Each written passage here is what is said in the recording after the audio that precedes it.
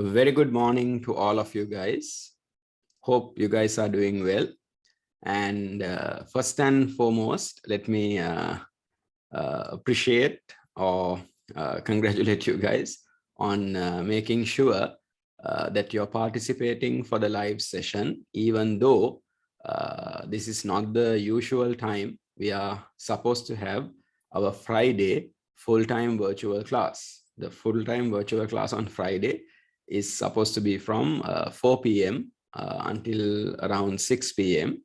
But as all of you guys know, due to something which is totally beyond my control, that is our ongoing and unfortunately, I think it will be there for a while, the power cut situation.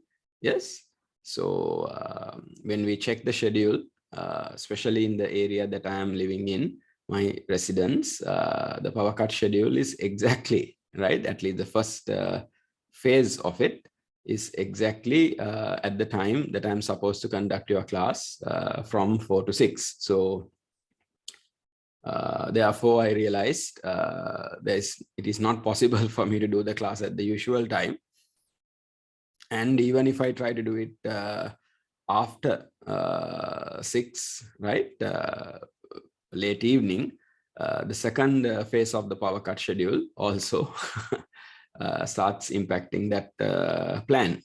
So I decided yesterday, since you guys are also not having school, I assume all of you guys are still not having school, at least most of you, even online. I thought it's a better plan for us to do the session in the morning. Yes. So hope all of you guys are okay with that, and you have adjusted your schedule for the day also. And I can see most of you guys are there or with me to make sure that we have a productive virtual learning session. Right. So that's that. And now let's start our learning process. Okay. So are we okay with what we have done last week, or in the first week, first session that we actually started the syllabus? So if you guys remember, last week, what I did was, or what we did was, basically we got, I think, a really good introduction into advanced levels, then advanced levels in English medium, then advanced level economics. And we went on to, if you guys remember, we went on to a discussion on what is economics. I think that is a really good place to start learning the subject, understanding what is the subject all about. So with that, let me go to the slides, as we call it, our virtual whiteboard, and let's use the slides. First few slides are basically a recap of what we did last week, and then we will start the session asking the question, what is the scope, or we will start today's session where we will be asking the question, my intelligent students, what is the scope? Scope meaning, what do we really cover? What do we really learn in this wonderful social science known as economics, right? So let me share the slides with you guys, right? Hopefully now all of you guys can see the slide full screen, right? And so if I just go through some of the slides we looked at. So I gave you guys an idea that Unit 1 has 3 chapters. Yes. So we look at the definition of economics. And when we learn the definition of economics, there are a few things, few basic concepts in and around the definition that we need to be clear on. So we will look into those today. And then basic economic concepts. Can someone tell me what are these basic economic concepts that we really have to focus on when we learn economics, right? So the definition part we did last week. Then we talk about, right, until the, the device connects. Right, I think we are good to go. Right. So what are the basic economic concepts for that? Do you guys remember? What did we look at? We looked at the fundamental concept in economics. We defined economics based on this concept. We said economics is a social science that helps us make decisions when we live in a world of, anyone? We realized that we all live in a world of, what was the word? What was the concept? Yes, you guys can just respond. Just tell me what you think, or what do you think is the answer there. Economics is a subject that is based on a very important concept. What is that concept? Very good. Yes. Right. Amani. Yes. Brilliant. You have given the correct answer. Anyone else who would like to contribute? The fundamental, the foundation of our subject is based on the concept called. You guys can use the group chat option. You guys can unmute the microphone and answer. I'm okay with any of that. Anyone else who would like to contribute? As a subject, the fun, very good. Lavindu, you have given the correct answer, right? Okay, good, right. Economics, Akila, yes, correct. Brilliant. Economics as a subject is based on the fundamental, the basic concept that we live in a world of, scarcity. So one of the main basic concepts in our subject is scarcity. Then not only that the resources we have, or not only that we live in a world of scarcity, the scarce resources that we deal with, that we work with, have what we call alternative uses. So the second fundamental concept is that resources are scarce, they are limited. We do not have enough resources, but those limited resources have alternative uses, more than one practical use. Most resources have alternative uses. So when we have scarce or limited resources, which can be used to produce more than one good or service, more than one particular, one type of good or service. That means when we have alternative uses, it is unavoidable that we have to make, anyone? It's unavoidable that we have to make what? Go on, guys. Just respond. So when we have a, very good, Akila, very correct. When we have scarce resources, or when we have a problem of scarcity, not enough resources, and those resources have more than one use, alternative uses, we are forced to make, very good, choices. Excellent. So Aisha, let's see.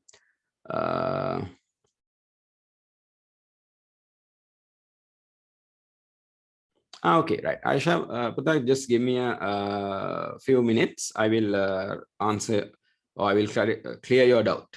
Okay, just give me a few minutes, Pata. I'll complete this, then I'll come to that. Right. So scarcity, alternative uses, choices. So choice is sometimes called trade-offs. And once we make choices when it comes to our scarce resources, the final unavoidable thing that happens is we have to face, anyone? Whenever we make a choice with regards to alternative uses of scarce resources, yes, Lavindu, brilliant. That is the concept. We are having to face every decision that we make, every economic decision that we make in our life. We make, whether we realize it or not, many economic choices, economic decisions in our day-to-day life. Yeah, right. Every time we make those decisions, whether we realize it or not, we have to understand we face something called, I'll use the shortened form, opportunity cost. We face something called what cost? Opportunity cost. So we identify these four concepts as the most fundamental or the most basic of the basic economic concepts. Our entire subject, our entire science known as economics is based on that we live in a world of scarce resources with alternative uses, forced to make choices, and such choices result in opportunity cost. When we make a choice, we are trying to get a certain benefit, something in return by making that choice. So it's all about, end of the day, whenever we make a decision in economics, this is a very important understanding we have. Whenever we make decisions, there is a certain benefit we are looking for, something in return when you make a decision. So what we continuously what we do in our subject is we look at the benefit and we compare the benefit with the cost that we have when we make that decision. So when we say cost, we are actually talking about the opportunity cost.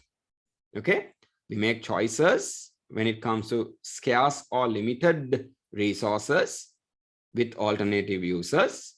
And every time we make a choice, we are looking for some benefit, looking to gain something, right? And when we make a choice about scarce resources with alternative uses, unavoidable, we face something called an opportunity cost. So end of the day, what we always try to do in economics is, whenever we make a decision, we always try to have a good, we can say, an analysis, right, of the benefits and the cost. So we call this the cost benefit analysis. What do we call it? The cost benefit analysis. Economics is the subject that teaches us to do a proper economics is the subject that would teach us how to do a proper cost benefit analysis or a benefit cost analysis and make really logical, rational decisions in our life, in our careers, in our business. And we don't see this that much in our country, but when it comes to how a government would manage their entire economy, entire country, they need to also, more than anything, look at the cost benefit analysis. Are we okay? Yes? Up to now, we are clear? Ladies, gentlemen, my intelligent students, are we okay? Clear?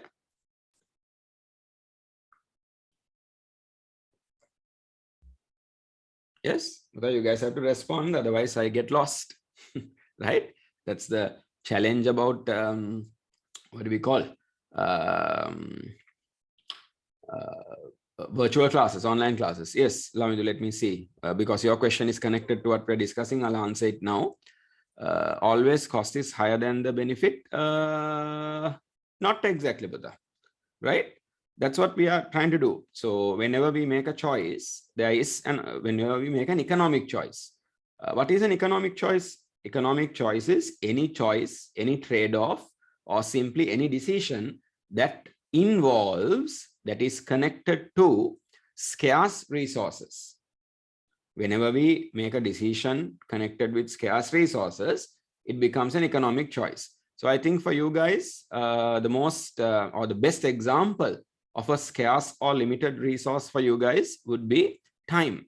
Time, we say, right, is the most scarce resource of them all. So when every day, Putta, when you wake up in the morning and when you make choices to do connected with what to do with your day, what to do with the time you have on that particular day of the year, of the month, of the week, right? When you decide every hour, when you decide what to do, you're making economic choices. Every choice we make will have a certain benefit we are trying to get by making that choice. Okay. If you decide to have breakfast, right? Or if you decide to sit down for the virtual class today at this moment, that's a choice you make.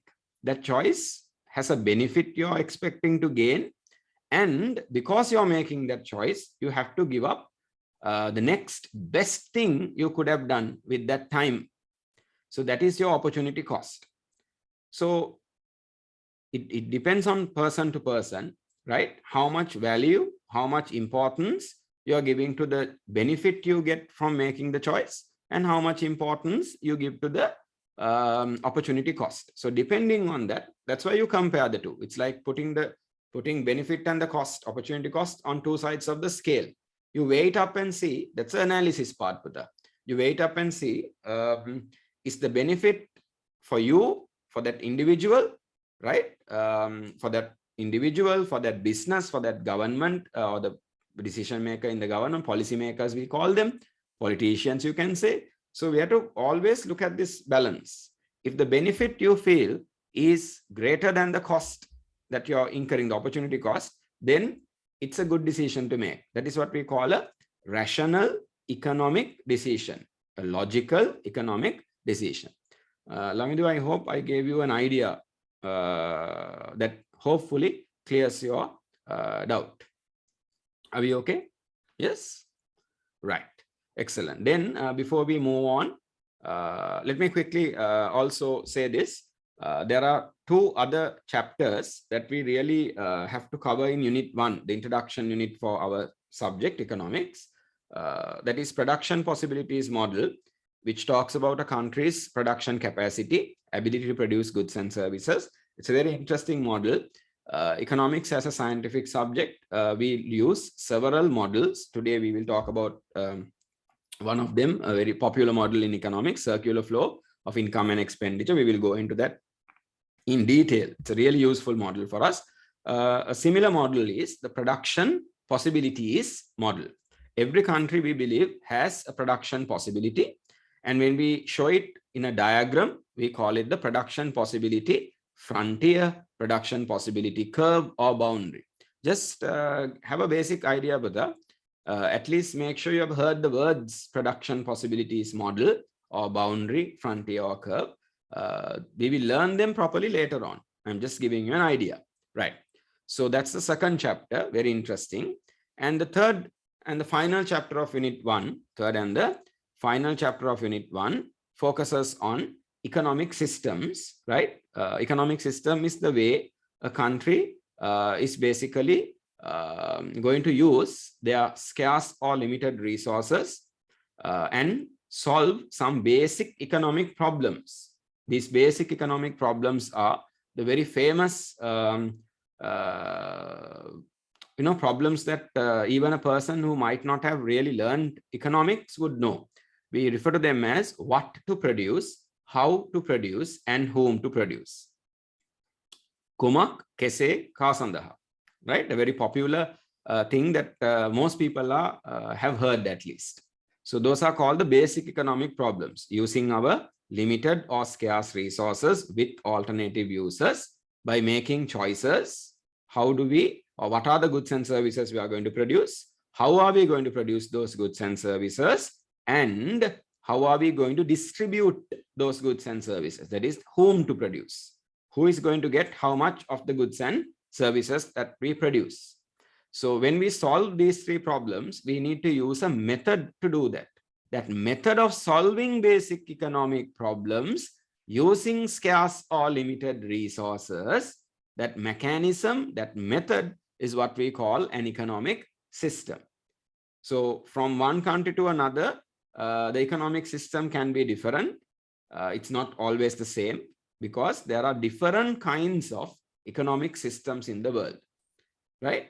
So we will learn that interesting area also as the last chapter of Unit 1. Now, when I speak about this next part quickly, I think I will answer one of the questions asked by, one of the clarifications asked by one of your virtual classmates. So Aisha has asked me, is the slides are printed as THOs and distributed? Right. Now, but you have explained why you're asking that question, right? That's okay. So basically what happens is there will be something we call study material, hard copy study materials that are printed and given. The study material is the same study material that is given for the physical or in-person students who come for classes physically and the virtual students. So the study material doesn't change whether you are a virtual student or a physical student. It is the same study material that is given. Some of you guys, I'm sure, who are in the session now have a study material like this, right? Let me just grab it. Okay, sorry for that disturbance. Here we go. Some of you guys who are sitting at home, right? Some of you guys who are sitting at home will definitely have a material like this. Can someone let me know if you have this material, Putta, with you in front of you?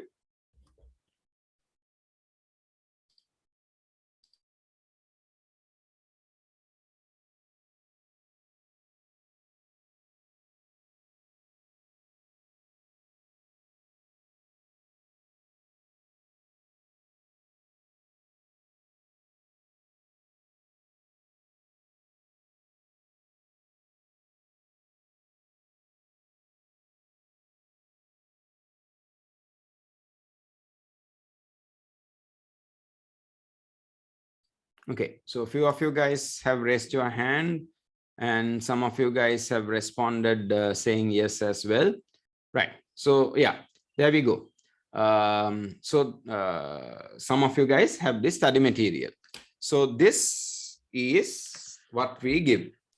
So in this study material, now when I use the slides as our virtual whiteboard, what I do is I explain the concepts. We will discuss the concepts. And then in this study material, there are certain blank spaces given for us to write notes. So what we do is during the session, right? Just an example, during the session, we complete these notes and that becomes our main note or main tute, as most students call it, that you will have. Okay, right. The special thing that I do for the virtual students is for every session, right, almost every session, I give a PDF version, PDF of these slides that I use. It's only given as a PDF, a soft copy then, right? It's downloadable.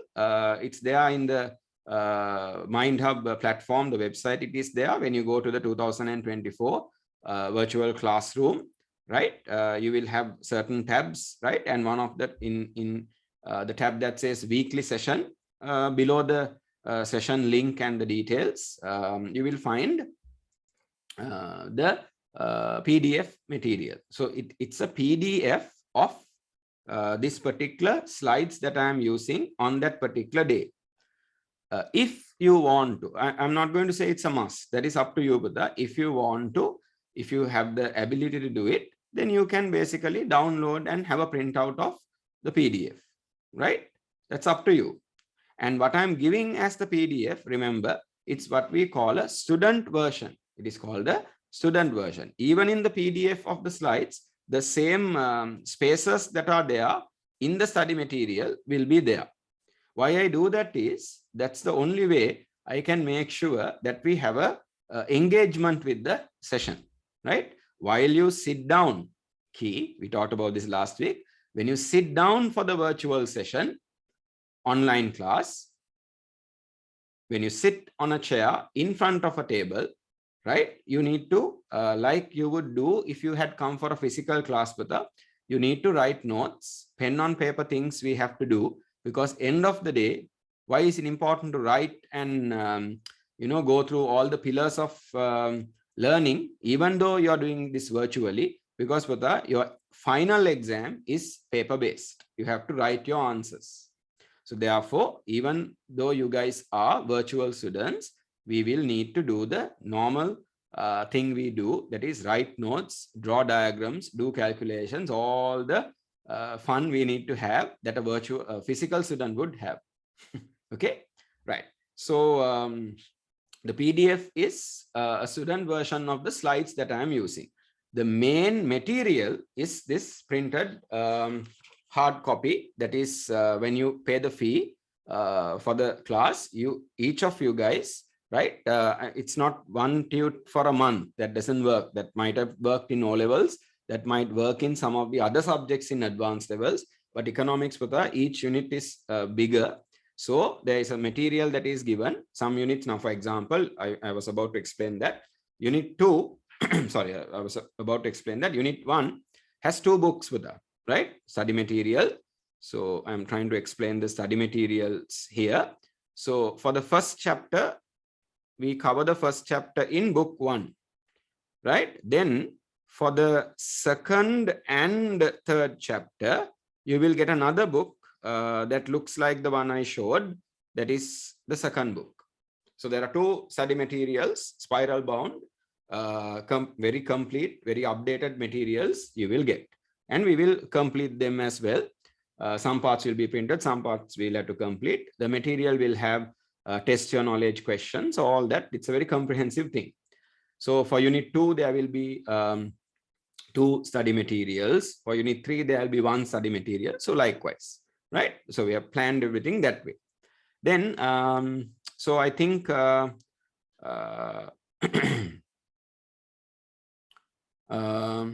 I think I have answered your question, right? Then there is one more thing. Let's clarify. I'm sorry, Putta, because we are still in the very beginning. These kinds of clarifications you guys will make, and I will have to allocate a bit of time and explain. Okay, we are still in the beginning, right? Then Christine has asked a question. Sir, can I? Right, you're welcome, Putta, no problem. Then, sir, can we get the book to our home from a courier, or is there a way to get the book? Yes, yes, I'll explain that also. I hope it's okay with everyone in the session. I'll quickly explain these things. Now, students who come for physical classes obviously are given the study materials, the hard copy, when they are in the class. The coordinators will check their whatever the card or whatever it is, payment proof we call it, and they will do. That's done by the coordinators. Okay.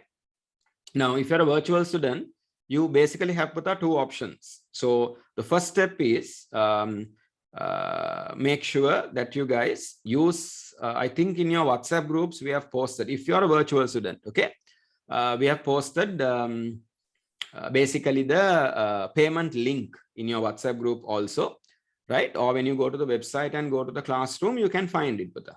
Okay. If most of you guys or all of you guys are on board, can I quickly just do the very quick navigation on the website, especially because this is the virtual class. I think it will be useful. And even for non-virtual students, it's good to have an idea of how this works. Are we okay? Can we do that quickly, Buddha? Guys, are you there? Respond. Yes, quickly shall we do it? Yeah. Right. I think it will be a useful thing for all of you guys. Right. So yeah, let me get this done very quickly.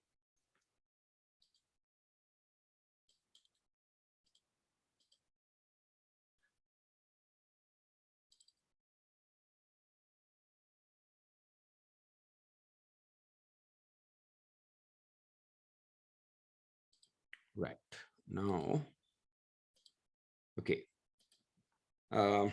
Right, this is I've shared the homepage of the browser. Now in my browser, it's there. If not, you can simply type with the www.mindhub.lk. Simply mindhub.lk. Right, that's a website. Go to the website. So we'll just get that part done. So once you go to the website, right, I hope all of you can see we are in the home page of the MindHub website. Right. Once you're in the MindHub website, right, if you scroll down a bit, right, these days the website is all about your classes, right? If you scroll down a bit, you will see a box like this, right? Can you see that says economics? So you click on that. Click or tap on that, right? Okay. Then all the economics classes for different batches that I conduct will be here, right? We have mentioned it. So what is relevant to you guys is basically the 2024 economics theory, the first box on the left. So click on that or tap on that, right? You will be taken into the home page, you know, where everything is explained about the classes, the key features, and all those things are given, right? Now, here you will find a small icon, right? I've gone through the Google browser. So for you to log in. So I'm sure you guys have registered as students in the beginning and verified your login and all those things you have done. If you have any doubts there, please get in touch with the coordinator and sort those things out. So here now, if I log in here, right? Okay. So right, you can see now it says my name and I have logged in. Okay, so that's a simple step there. Then if I scroll down a bit further in this page, there are three, we'll say headings or tabs here: weekly theory sessions, recorded catch-up sessions, and practice assignments. Practice assignments is empty for now. In the future, there will be something there continuously, right? Weekly theory sessions. So if you click on that or tap on that, yes, right. You will go into, now today's session would be mentioned, right? The topic, Introduction to Economics, Unit 1.2, the second session we are doing, right? The date and all that. Lecture session, the link is there. And then the PDF. Okay, you can download it. You can view it here as well, right? What we are discussing. And I have actually asked them to upload or post several PDF because I am using several slide presentations today. So all of them are there. In addition to that, I have given the first few pages or the first part of the book that I showed you, right? This is the full thing. The first few pages I have given until you guys, until the situation is such, you guys can collect it. I'll explain how to do that also, right? I have made sure you have it here. All these are downloadable for you guys. You don't need to print them out, but if you want to, you can do that. Especially the study material, don't, because you can collect the hard copy. I'll explain how to do it. Right. So are we basically okay? Now, if you scroll down further, right, we will also eventually have, right, I don't see it now, but we will also eventually have the payment link, right? We have put it in your WhatsApp group, and in the future, it will be here also, right? Simply make sure that, and also I mentioned, please contact Unit 1. Please collect the Unit 1 tutorial, THO, from the Mind Ventures admin office, Colombo 6. You can give a call to this number also. So all that we can do, right? Okay, I'll just simply explain that as well. Okay, make sure, first step is make sure that you guys, so let's move out of this a bit. We are okay, yeah, right. And when it comes to the recorded catch-up sessions, now last week's session will be here. That says Introduction to Economics, Unit 1.1. So any day of the week from 5 a.m. to 10 p.m. almost every day of the week, this catch-up option is available. Any number of times you can watch the previous week's video once it's uploaded, and you can do a very good recap by yourself. If you missed any notes or whatever it is, all that you can do because the catch-up option is there. Okay, right. So right now, but we'll stop this for now. Right now, how do you collect the materials? Step 1, virtual students, please make sure if you're a virtual student for the first few months and then want to shift to physical, all that is fine. But if you're a virtual student, make sure you have registered on the website. You have a login and everything sorted. Then please use the payment link that is given in the WhatsApp group and make the payments for the month of July, right? Ideally, if you have any problems in making payments, there will be a contact number, not 777 number, not 114 number that you guys can call. Get in touch with the coordinator, right? The coordinator will guide you, help you with the payment and how to fill the order form and all that, right? Once your payment is confirmed, you will get something called an order number. Remember, for each month, you will get an order number. That order number is the main payment proof that we need for you to have. Once you have got the order number, once the payment proof is there, you can, first option, you can visit the Mind-Hub admin office down Maya Avenue in Colombo 6. Once you call the coordinator, he will give you the directions if you are visiting. And please call the coordinator before you visit, you or your parents visit. because these days, as all of you understand, sometimes our admin office might not be open, might not be operational. So better to call, check with the coordinator if you are visiting. He will give you directions also. It's very close to Sigma Institute in Maya Avenue, Colombo 6. Visit, collect the material. You can go and if you're not going, just send your name details and the order number with your parents or whoever is going. If you are going, then tell the coordinator the order number. You can collect this material. Okay. If you're unable to visit, which we understand, and I think now the courier services are back on operation, because until the 10th of this month, they suspended operations, most courier services, because they had a fuel shortage to do their provide their service. But I think they've started again. So you can call the coordinator and the coordinator will ask you to send a WhatsApp message with some details, including the order number. Then as soon as possible, we will dispatch the materials to you and you will get it via courier. Okay, our courier method or the system works cash on delivery. You will have to pay for the because we give the option of coming to the admin office and collecting.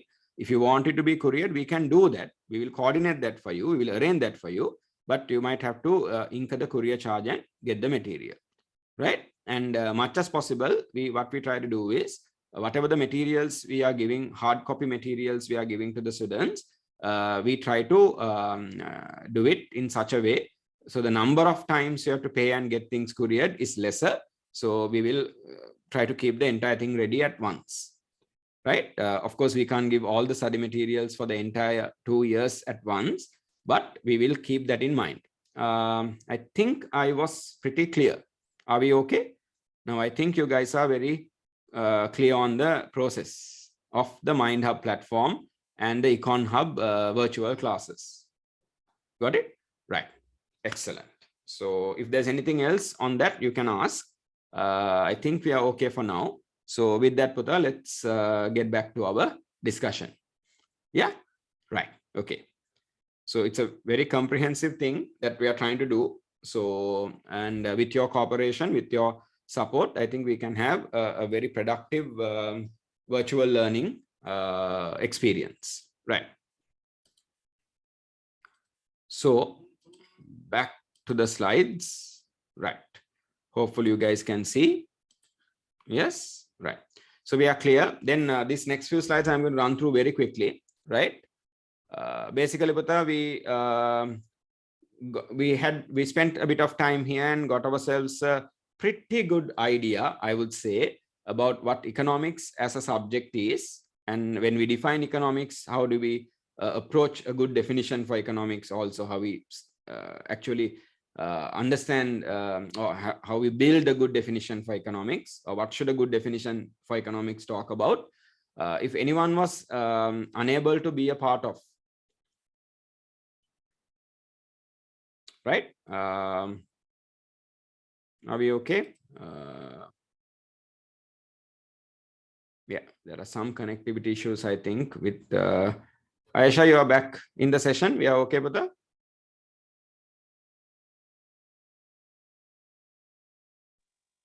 Yep, right. Okay. If anyone was unable to participate for the first session, that is last week, the recorded version is there, Putta. So make sure you have a look at it. Go to the website, log in, and just listen to or watch the virtual, the recorded version of the first virtual session. That will give you an idea about these slides. Okay. Then defining economics. So we use Professor Lionel Robbins' scarcity-based definition, right? Where we said economics is the science that studies behavior as a relationship between human behavior, as a relationship between ends and scarce means, right? With alternative uses. And we went on to understand this definition. We identified 5 key words or key terms that we need to understand fully in order to understand Professor Lionel Robbins' definition for economics.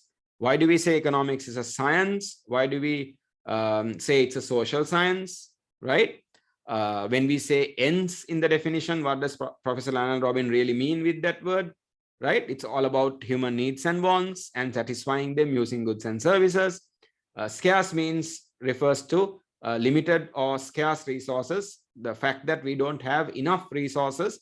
No society in the world, no country in the world has enough resources to satisfy all the unlimited wants of their society. So scarcity is a problem common to every single country in the world. And we talked about alternative uses. Once we realize resources have alternative uses, right, we have to make choices. And when we make choices, we end up with opportunity cost. So I think this is where we stopped.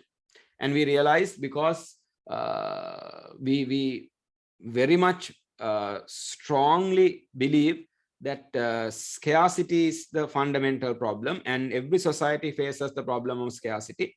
Because we have scarce or limited resources, it is the responsibility of every country to be as efficient as possible, to be efficient, karyakshan, efficient as possible when we use our limited resources. In economics, the cardinal sin, in economics, the biggest taboo, because biggest no in economics is, right, inefficiency, because our entire subject is based on scarce resources. When you have scarce resources, you need to be as efficient as possible when we use those scarce resources to produce goods and services and satisfy human needs and wants, right? Okay, so did we start this area in page 6 of the study material? Anyone who has the hard copy? Yes, have we started this area, Buddha? I think this is where we have to start. Maybe you guys can help me out a bit here.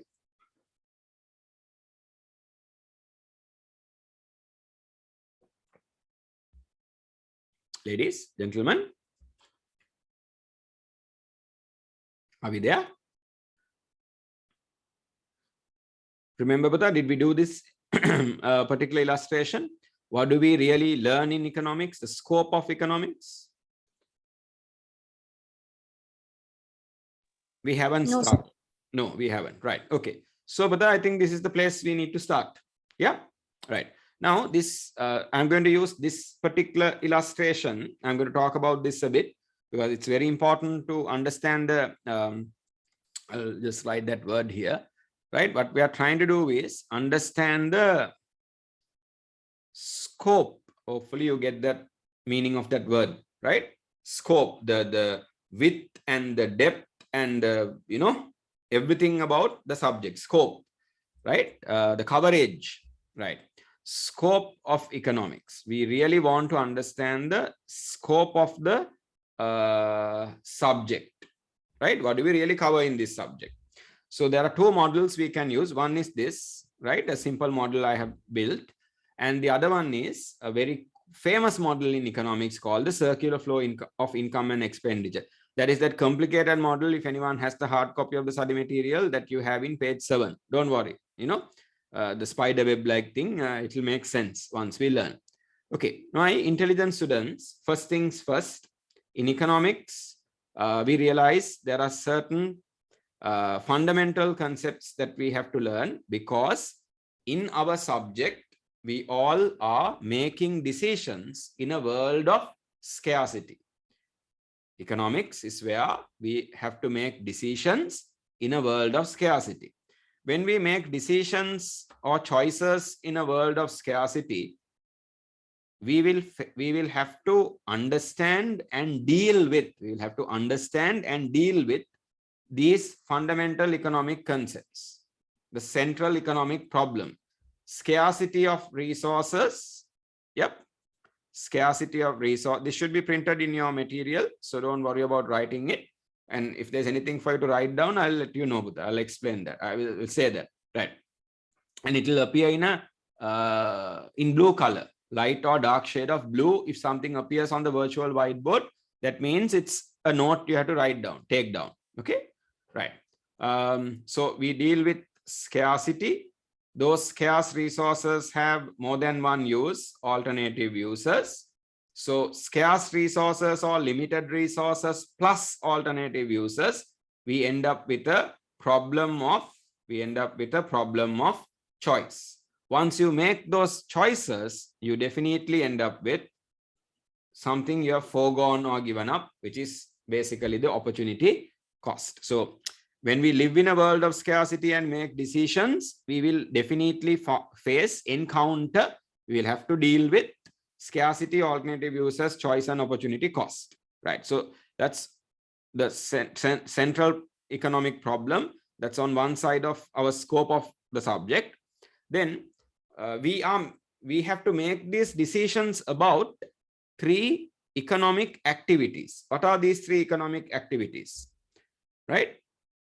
This is what we look at as the economy. What an economy is all about 3 things, basically with the production, exchange, and consumption. Even last week I explained it that way. If you think of the economy as a big engine, right, a big machine, right, in the heart of that machine or engine, in the center of that machine or engine, there are 3 cog wheels. There are 3 wheels that keep rotating. I'm not good at drawing things. I'm going to give it a try. I hope I will not confuse you. Okay, there are these 3 wheels, okay, that keep on turning in an economy. But the thing is, they are these cog wheels, and each of them are connected to each other. I told you I'm not good at drawing. You understand cog wheels, Datiroda, right? So when one turns, it will turn the other 2 wheels as well. So all 3 wheels keep on turning in that economy, right? So when these 3 wheels keep turning in the economy, right? Those 3 wheels are basically, right, production, exchange, and consumption. Now, what keeps these wheels turning is we have to make decisions. We have to make decisions about production, decisions about exchange or trade, right? Decisions about exchange or trade, decisions about consumption, right? And if you think of the economic machine, these 3 wheels is the main part, the center of the machine.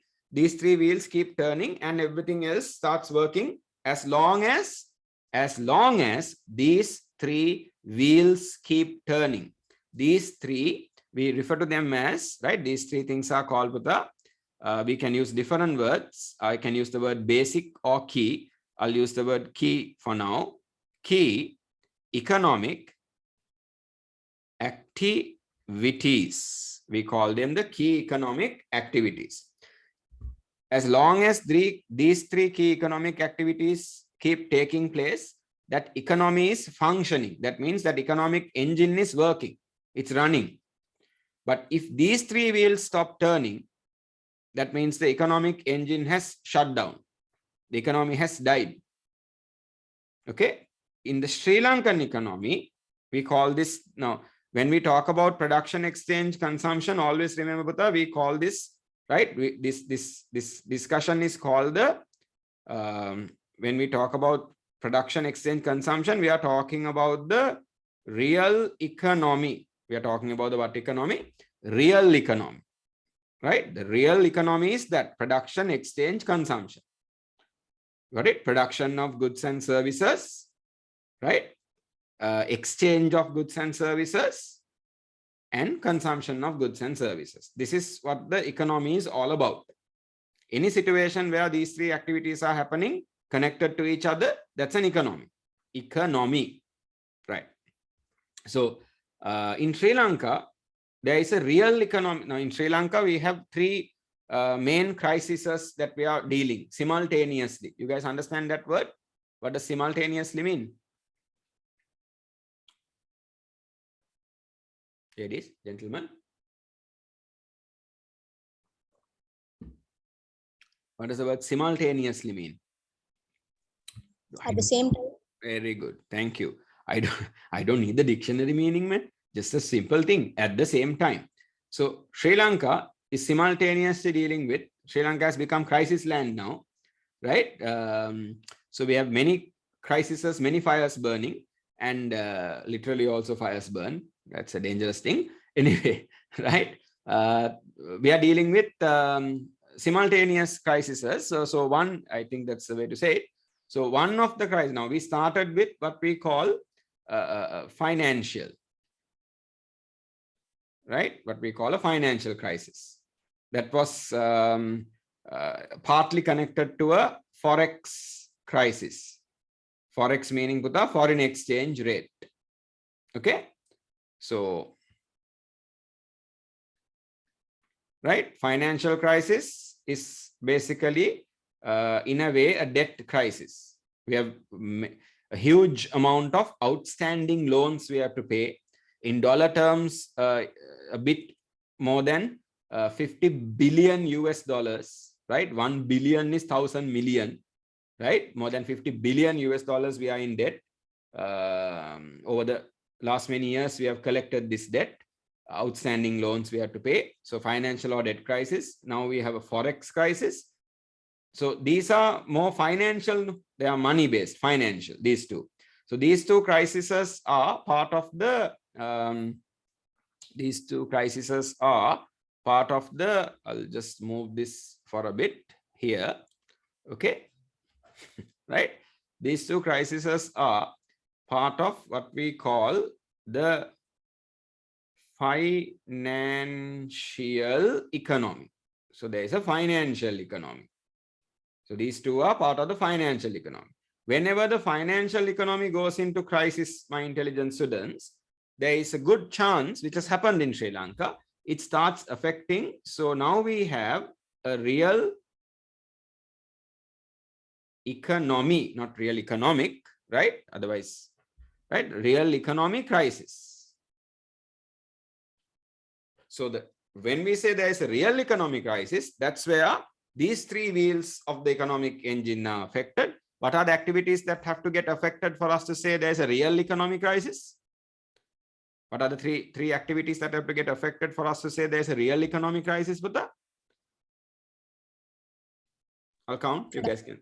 Very good. Yes. Production, exchange, and consumption. Yes. And some of you guys have responded as well on the chat. Brilliant. So production, exchange, and consumption. When production, exchange, and consumption gets affected, Buddha, that country has, when production slows down. So if you look at that example, I'm using an analogy that I'm using, Buddha, the three wheels have to turn smoothly. No?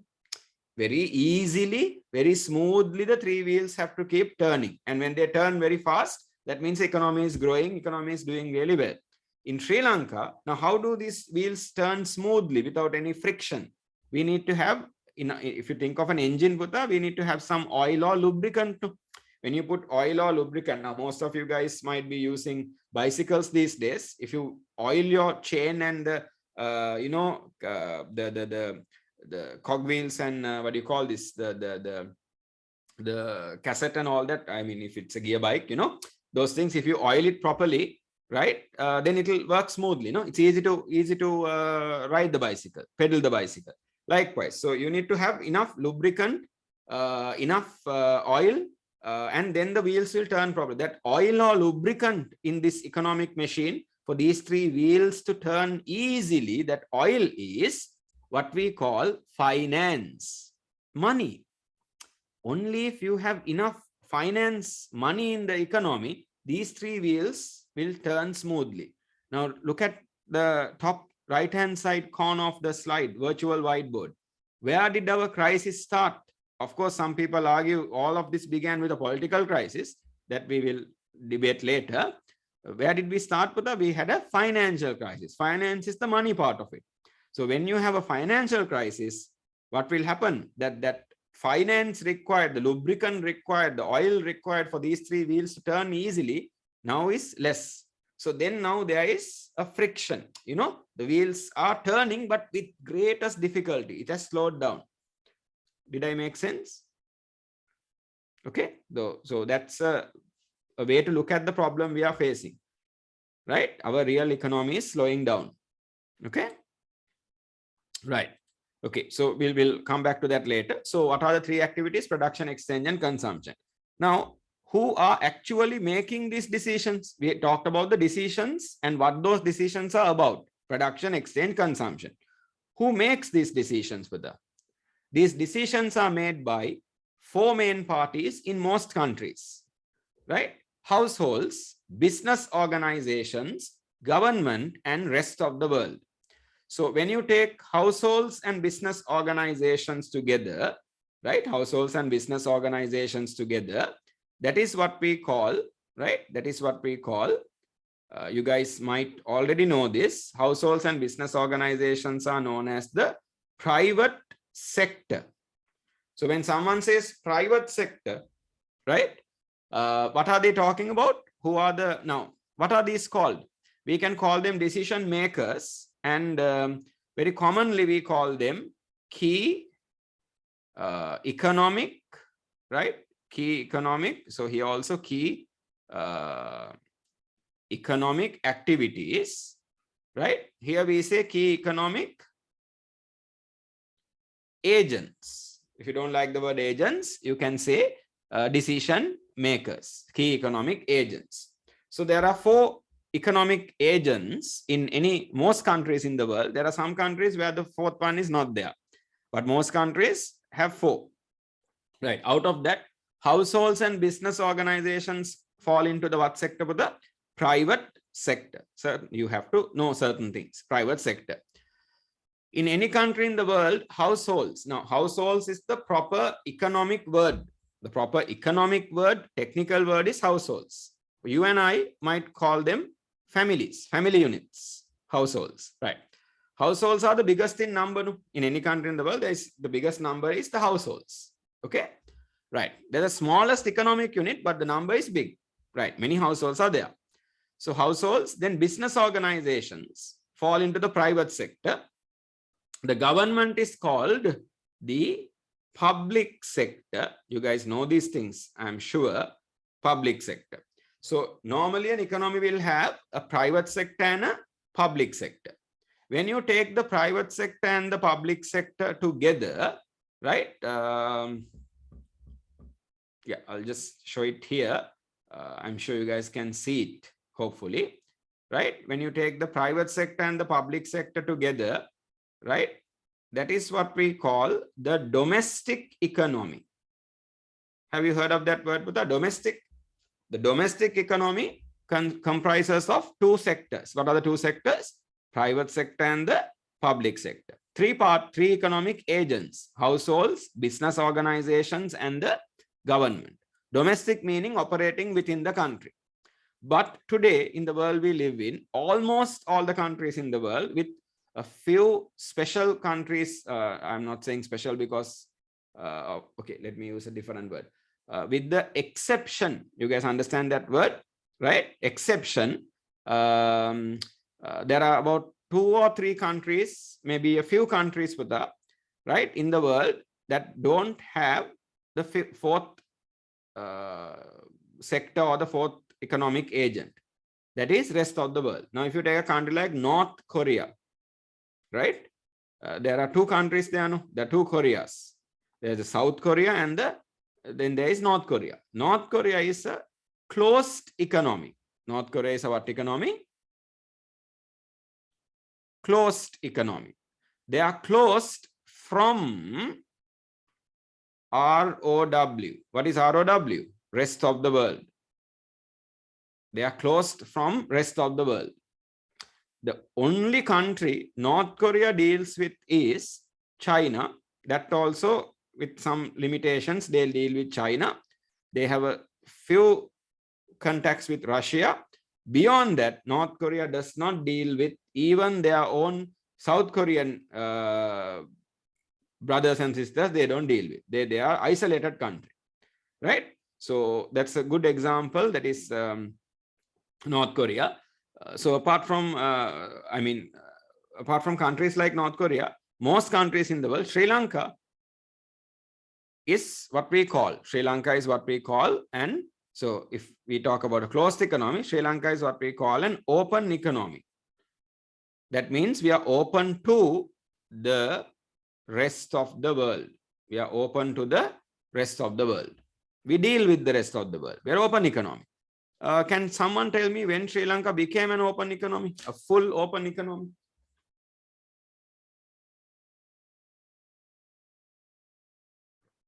You might have heard of this. You might know this. When did Sri Lanka become an open economy? I'm not asking when we got independence, and I am confident that all of you guys know that. When did Sri Lanka become an open economy? No, Buddha, not after independence. Majida 1978 was a significant year, but that's not because we became an open economy. You're very close though. Right, 1978 is when we introduced the constitution that we have now, which we have amended 20 times. which we have amended 21 times now. 78 was the year we introduced the present constitution with the executive presidency. But when did we become an open economy? 72? No. 72 is basically when we became a republic. You guys are very close with the Hasini, right? Very close. 79, no, not 79 also, right? So basically, no, not that much later, Buddha. So, hold on. I think I saw something. Akila, yes. I don't know whether it was a guess or whether it was a,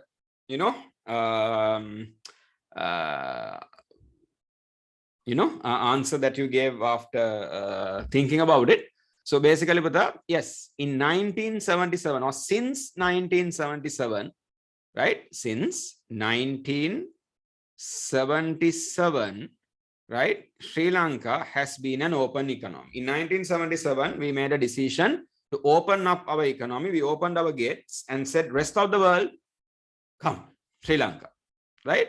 So from 1977, for more than 40 years now, more than 4 decades now, Sri Lanka has been a fully open economy. Okay, whether that's a good thing or bad thing, let's decide.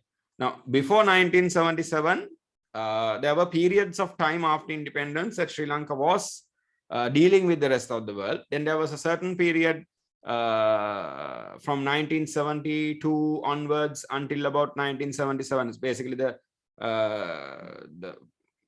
from 1970 onwards, we'll say that Sri Lanka was mainly a closed economy, right? Like North Korea. We didn't deal with the rest of the world. At that time, your grandparents might tell you these things. When they see the petrol queues, the gas queues, and all those things today, they might say their memory runs back to 1970s when they had to stay in queues to buy things, right? That was a closed economy. Now we are an open economy. We are still staying in queues. Right? Why that is, we will talk about it. I think you guys have a basic idea now, right? So, but basically, since 1977, Sri Lanka has been dealing with the rest of the world. So we have another sector in our economy. That sector is called the external sector, or some people call it the foreign sector, international sector. All of those words are okay. We'll say external sector. So the Sri Lankan economy comprises of the domestic sector and the external sector, or we can break it down: private sector, public sector, and the external sector. If not, you can give it in the most specific way, Puta. You can say what? Households, business organizations, government, and rest of the world. Okay, right. Now we have an idea about the key economic activities, key economic agents. Now, when these key economic agents make decisions, right? The economics science helps them make these decisions by basically the influence meaning how economics will influence your decision, how economics will affect your decision, how economic science will help you make a decision. That happens in 2 ways, right? One is called positive economics, the other is called normative economics. Now, mainly with the job of an economist,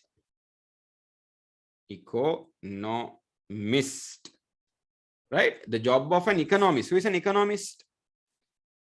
Now, if you learn and perfect, I mean, if you we'll say if you're qualified in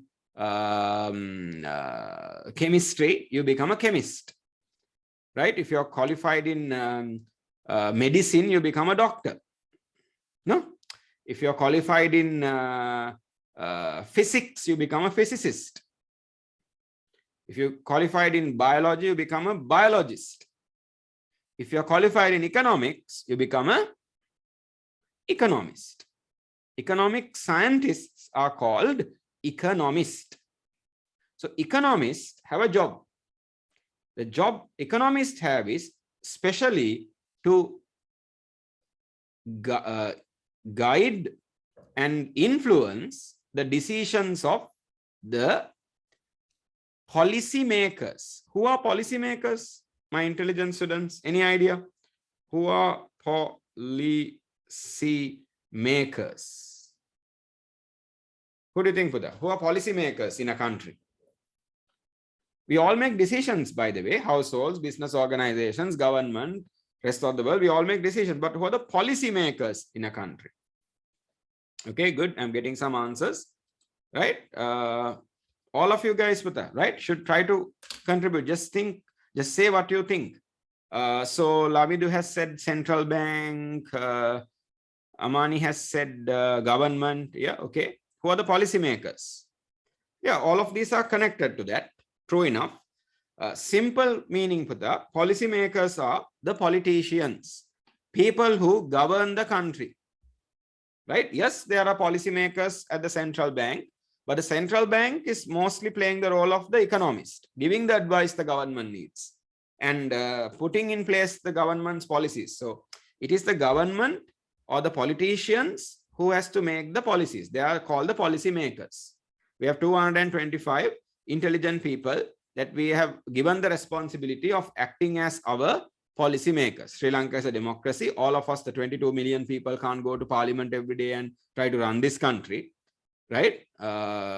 We practically can't do it. So what do? We used our franchise or voting rights. We are a representative democracy, right? What that means is we basically choose our leaders through our franchise or vote, and we appoint a set of people, right, who we think are the most suitable people because people have chosen them, and we send them, we call them parliamentary members who are supposed to be the public or people's representatives. So they are given a simple job: go to the parliament, which is the legislative house, make rules, laws and regulations in the house of parliament, right, make policies in the house of parliament. Then we appoint a prime minister, right, then we appoint a president, and these people are supposed to get together and appoint themselves a cabinet of ministers. And the cabinet of ministers, the president and the prime minister is supposed to act as the what makers? Policy makers. So when policy makers make their decisions, the job of the economists have a critical job to play, right? That job the economist has to play is influence those decisions in two ways. There are two ways in which economists have to do it. First thing is, with the economists have to use positive economics. Positive economics is where we try to explain, we will learn it today. We have to learn it, it's part of the syllabus.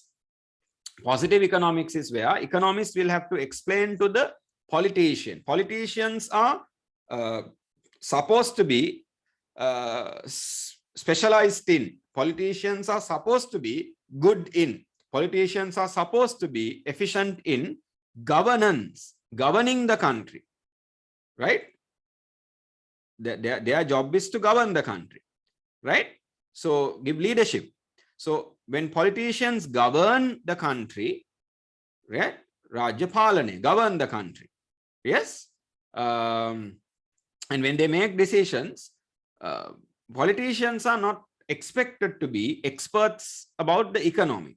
So the economist job is, first thing is positive economics. Positive economics is simply the economists have to help the politicians by explaining what is happening in the economy.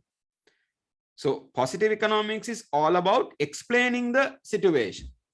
So the economists have to influence the policymakers, number one, by explaining to the politicians, the policymakers, this is what was happening, this is what is happening, this is what might happen in the future.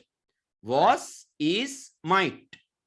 When you explain the situation to make sure the politicians or the policymakers understand the economy, that is called positive economics. That is called what economics with the positive economics. Then what is normative? Then there is another part the economist has to play, right? Positive economics is very objectively, you explain, you tell the politician, okay, if you do this, this will happen. If you do this, this will happen, right? This is the situation now. These things, the rates or the indicators have improved. These indicators have become negative, right? And if these decisions are made, these are the outcomes. If these decisions are not made, these are the outcomes. Explain. That is positive economics, very objective, right? You can debate and argue and look at that way. Then normative economics is very subjective. Normative economics is where sometimes the economist has to be normative. What does that mean? The economist has to directly tell the politician, do this, don't do this. It is up to the politician to take that advice or not. But economists sometimes have to be normative. They have to say, should, shouldn't, good, bad, right, wrong, fair, unfair.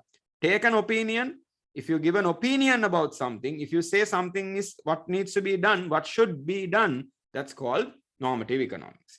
So in our economics as a subject, we always will see economists looking at the economic problems and situations, even for households, businesses, all of us are affected by this. We have positive and normative economics. We will learn more later on. For now, a basic idea, right? So there are the two ways of the decision makers, especially the government, the policy makers are influenced, right? The government is influenced, right?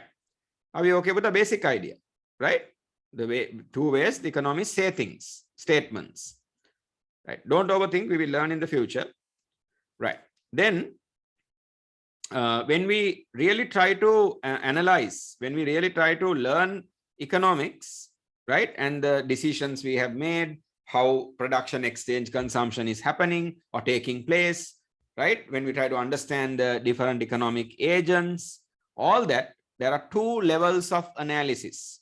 We can learn economics, we analyze economics, we analyze the economy at two levels, the micro level and the macro level. I think the words give you the idea, Anupata.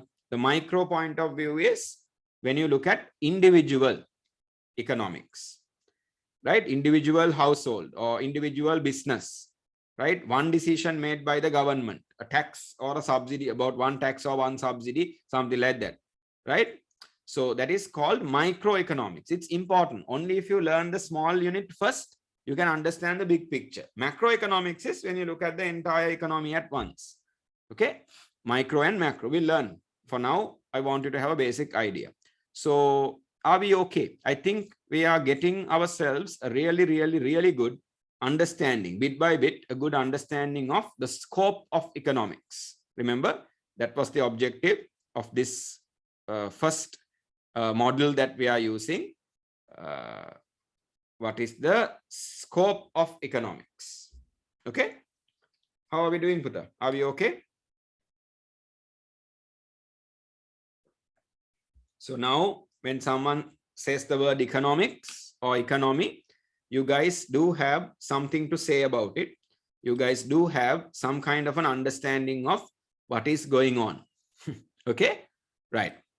It's about production, exchange, consumption. It's about households, businesses, government, and the rest of the world, or the domestic economy and the external economy, right? It's about how economists can advise, influence the decisions we make by explaining things or by giving an opinion. And it's about looking at everything that happens in the economy at two levels of analysis, the micro level and the macro level, the micro level and the macro level. Done. Next, we go into one of the very interesting models that we need to be really good with. I use this, or we will have to use this model in several places of the syllabus in several units of the syllabus. Okay. What is this model called? Okay, I have to change the slide presentation. I know you guys believe, so I know you will achieve, right? Okay. 1.2. Yeah, here. Okay, why am I in the last slide? Right.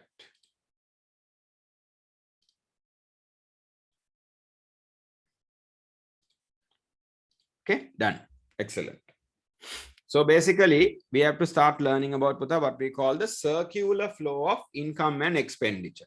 How the flow of income and expenditure between the different economic agents, households, businesses, government, rest of the world, there's a flow, right? I hope you guys understand there's a flow, right, of income, expenditure, and this flow is connected, or the households, the businesses, the government, the rest of the world is connected through three main markets, right? That's how we build. Now I have compiled a very complete circular flow model. Okay, so that when we complete this, when we do this properly, we will cover the entire economic syllabus. Everything we learn is here in this one single model. Okay, it's a very useful thing. So so there are three markets that we see in any economy today, most economies today, that connect these four economic agents. The three markets are, we have a factor market, we have a product market, and we have a foreign exchange market. Then I missed financial market. I said three, sorry, there are four.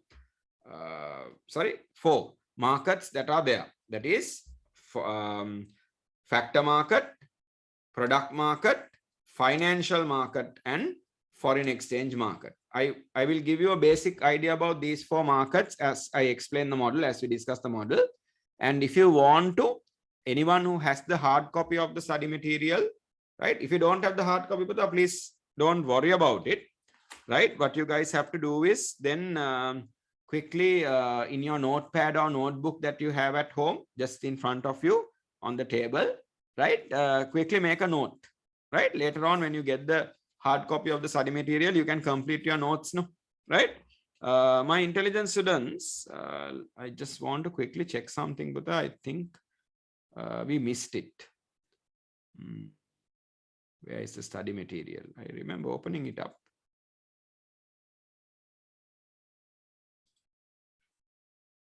Okay, let me see.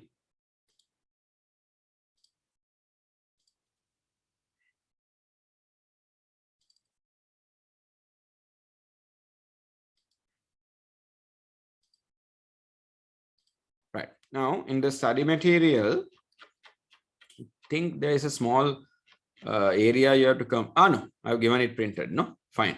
I thought this is something you have to write, but I've given it printed, so no worries. We are okay. Right. Now, right. So there are four markets. Now in the study material, page number 6, anyone who has the study material, in page number 6, there is the lower half, bottom half of the page. I've given some lines. I've given some space. If you want to, when I give a small definition, when I give a simple definition for these four markets, you can write the definition there, right? As I explain the model, I will give you a small definition for these four markets. You can write that definition in page 6, the space you have. We'll explain the numbers, number 1 to 20. We are going to explain in page 7. I've divided the space in page 7 below this model into 2 sides, right? So basically, I can show it to you here quickly. If you have the study material, then you can use it that way. If you don't, now this is the space I'm referring. I'm talking about when I give the definitions for the four markets, try to write it here, small definitions. And then with the page 7, we have the circular flow model, right? Below that, I have given some space. You have to manage the space in page 7 to understand the model. So we are going to write number 1 to 20. We are going to write what it is representing, what is the link. Okay. So I think if you guys do it, if we do it carefully, step by step, we will have a full understanding of the model, and the entire syllabus is covered. Okay. Right. That doesn't mean with today's session, we finish the syllabus, right? Okay. The scope, the introduction to economics, right? I think we are clear. Okay. If you don't have the study material, just write the numbers. Please don't bother to draw the diagram. It's a waste of time. Don't draw the diagram. Just write the numbers and write what they mean just in your notepad or notebook. Nothing to worry. And also, when I define the markets, just write the definitions. Later on, when you get the hard copy, you can complete the notes. Are we okay? Are we on board? Yeah.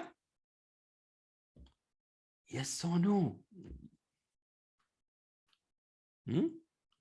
What's the problem? It's too early for you guys. No. It's 11 o'clock.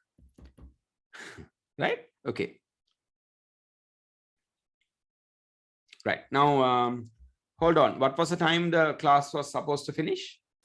From 9:30, 10:30, 10:30, 11:30. Is it? I think 11:45. I can't remember now. What was the time I have scheduled? 11:45. Right. Okay. I think we can get the work done for that, right?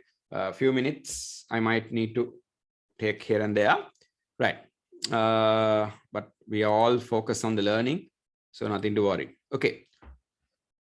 Then, so 4 markets and 4 economic agents. The 4 economic agents, just to be clear, are we have I'll start with households, then we have businesses, then we have the government, and we have the rest of the world. Okay.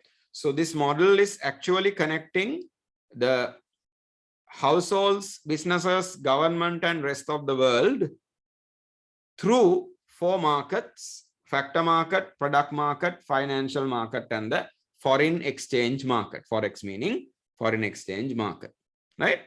Then one more thing, Putta, you guys will see I have used different numbers for the arrows and the links between the different markets and the agents.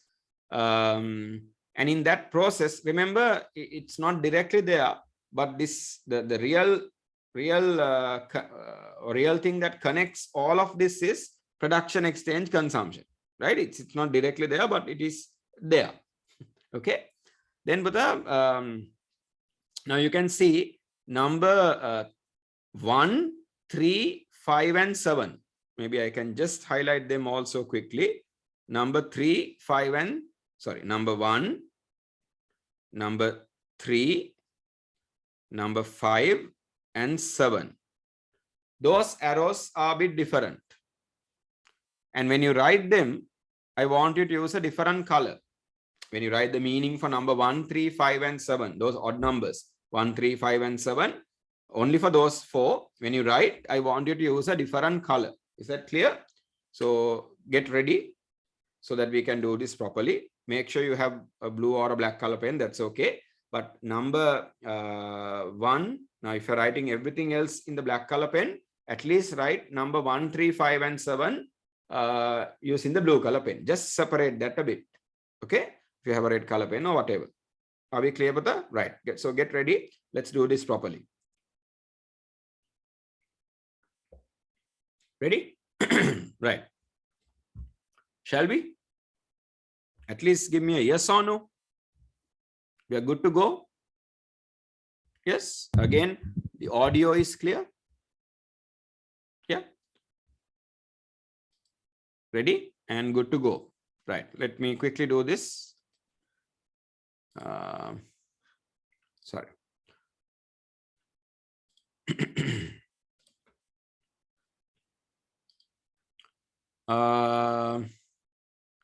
Amna, are we on okay with that?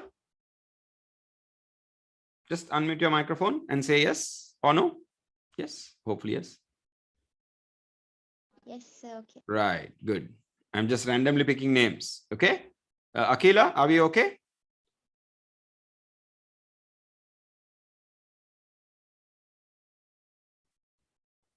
Akila, I can't hear you. Are we okay on board? Yes, sir. Right. Okay. Let's see. Christine? Yes, sir. Right. Good. Emma? Yes, sir. Right. Good. See, very energetic. Good.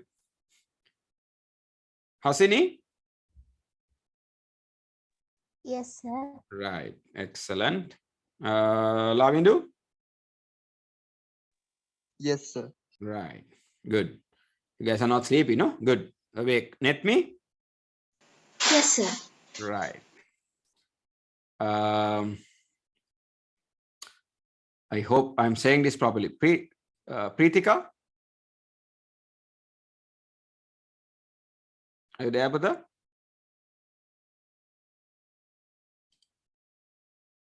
Yes. Okay. Okay. So, okay, man, just respond. That's fine, right? Shahid? Yes, sir. Right. Good. Okay. If I missed any of your names, I'm sorry. I was just randomly going through the list to make sure you guys are right with me. Okay. This is the eternal challenge of virtual teaching. Right. Okay. Right. So, Pata, let's start then with number 1. So you go, we'll complete the left-hand side. If you have the hard copy of the study material, right? We'll complete the left-hand side and then we'll go to the right-hand side. Okay. Right. Different color moments are there, right? Number 1, 3, 5, 7, different color moments, if not normal color moments, right? Okay. Don't call black and white moments and all that, right? Okay, here we go. Number 1, please write supplying factors of production. LLC, it sounds like some legal thing, right? Here, LLC means, if you think you will get confused, please write it just make a note somewhere, right? There's enough space in the borders of the page if you have the hard copy of the study material. If not, in your notepad or notebook, space is not a problem, no? Right. Without the LLC is for land, labor, capital. Yes, there's another factor of production called entrepreneurship. If someone writes entrepreneurship there, it's not wrong, but I haven't written it because I believe entrepreneurship is something households have, but it comes through businesses. Businesses are the ones who bring entrepreneurial effort, entrepreneurship, right? So LLC is land, labor, capital. Land, labor, and capital. This is the very common way we look at factors of production or production resources, the inputs we use to produce goods and services, right? So number 1, supplying factors of production, LLC. Also, Buddha, I'm sorry to trouble you, but if you can just make a note, always remember there is already a bracket, no? I know you guys don't mind these things, but just to be correct, we'll say comma, sorry.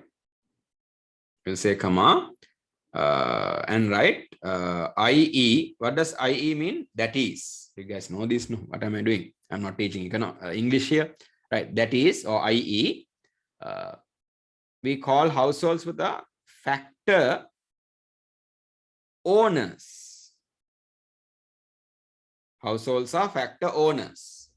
So why households are supplying factors of production is because they are the factor owners. Households are the factor owners, right?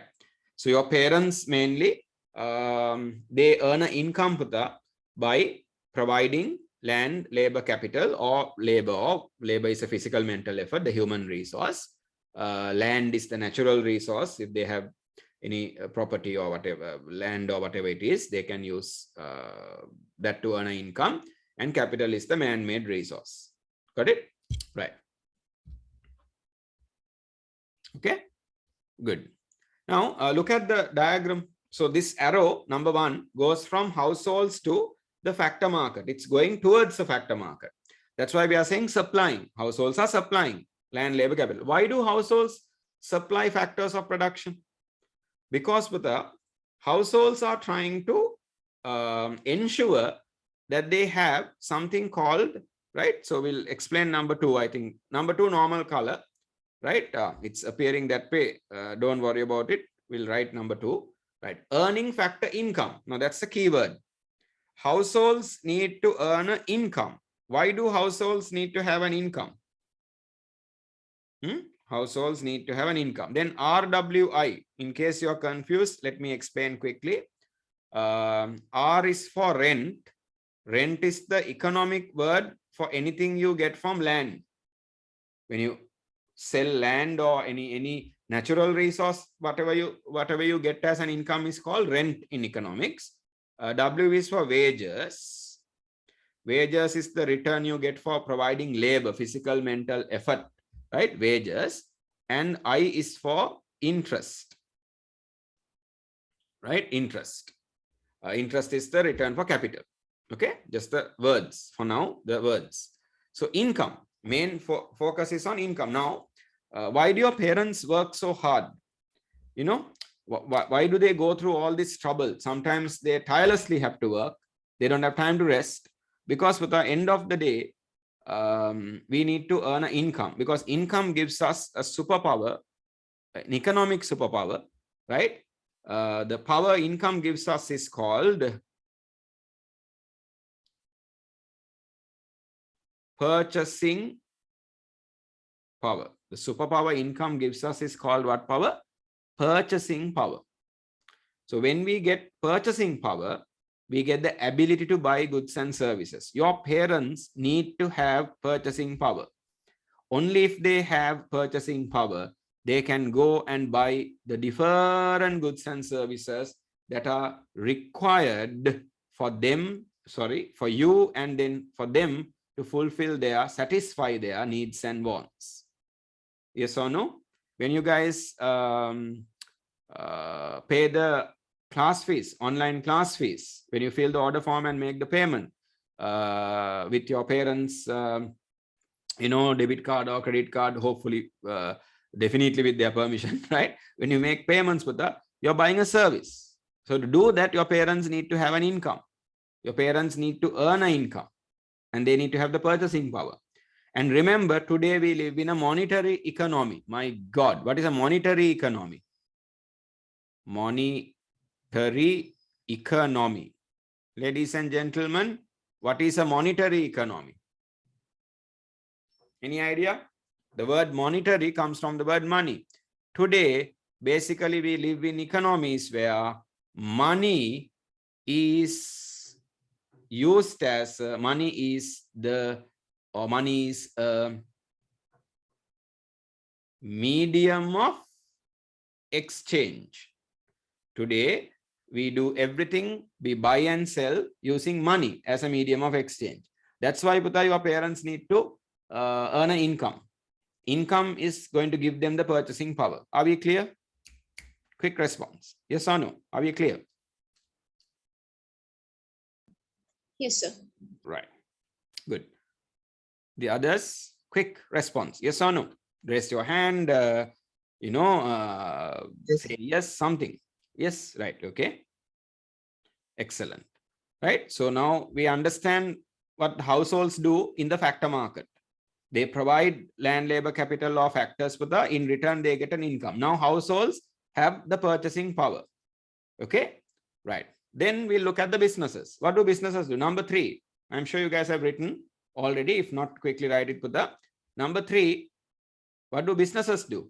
Businesses are demanding. These are the economic words. Demand, supply are the most popular economic words, right? Right. If economic words are considered as celebrities, the actors and entertainers, whatever it is, demand and supply are superstars in economics, right? For many people, economics is about demand and supply, right? When we have a petrol queue, when we have a diesel queue, when we have a gas queue or whatever it is, people say, this is simply demand and supply problem. Or people simply say this is economic problem because it's about demand and supply, right? So how businesses are demanding for factors of production. Why do businesses need factors of production? What do businesses do? The main job of a business is to do what? Ladies, gentlemen, Intelligent students, what is the main job of a business? Come on, guys. What do we expect from a business? Anyone?